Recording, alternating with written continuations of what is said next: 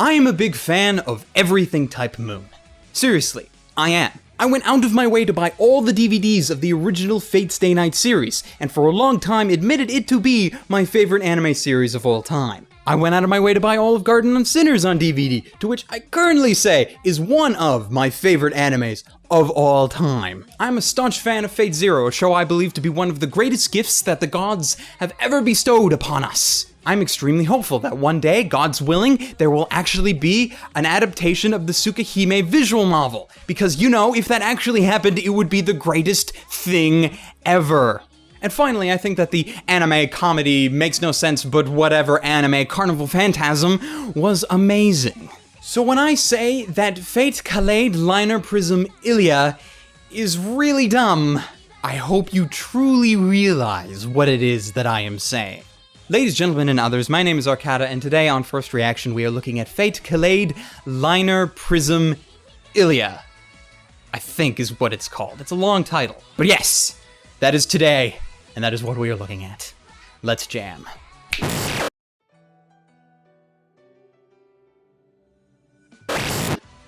There are a number of things about this show that bother me, but not the ones you may think, oddly enough. Maybe you're thinking that I dislike the fact that they randomly decided to throw the magical girl genre into a series that really didn't need it.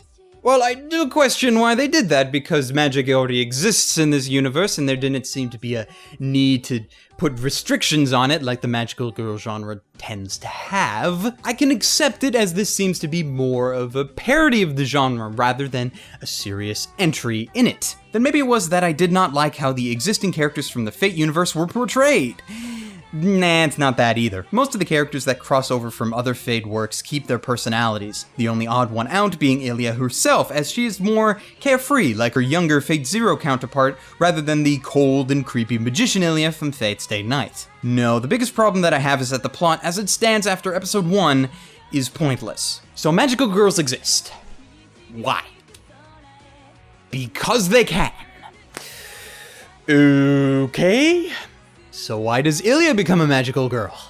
Because reasons. Okay.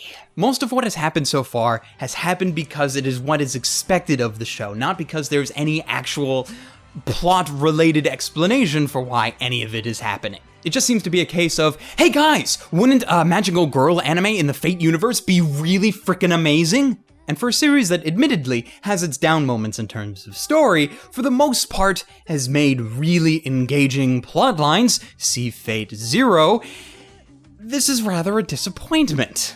So go ahead, please, make a magical girl anime in the Fate universe, but if you're gonna do it well, not just because of reasons.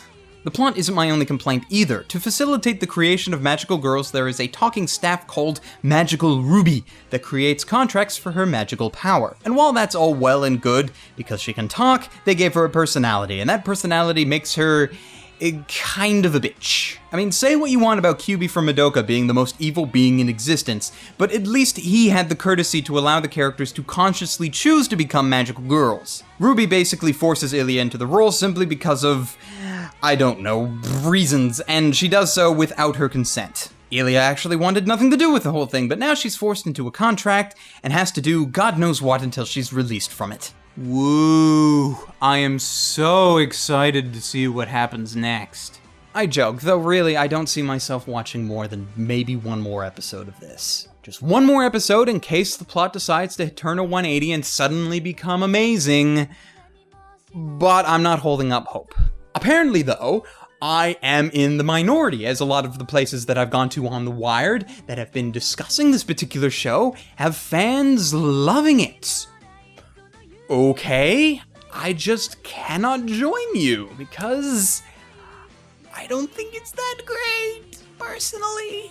If you like it, great, I suppose. I just can't. What you should do, though, is try it for yourself. Maybe I'm wrong. Maybe it actually is really good, and I just can't see it.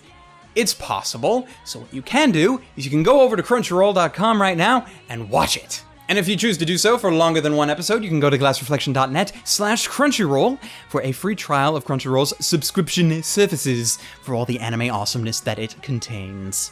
And that, as they say, is that, and I leave you with one final thing. UFO table is remaking Fate Stay Night. Oh my god! So yes, I'm excited.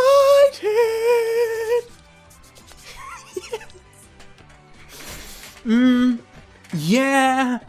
I'm freaking out on the camera, cause it's gonna be a new Fate Stay Night. And you know what? I don't care. I'll make weird noises that nobody can see or hear, but who cares? Cause Fate Stay Night is getting a remake by UFO Table. And until next time, ladies, gentlemen, and others, stay frosty.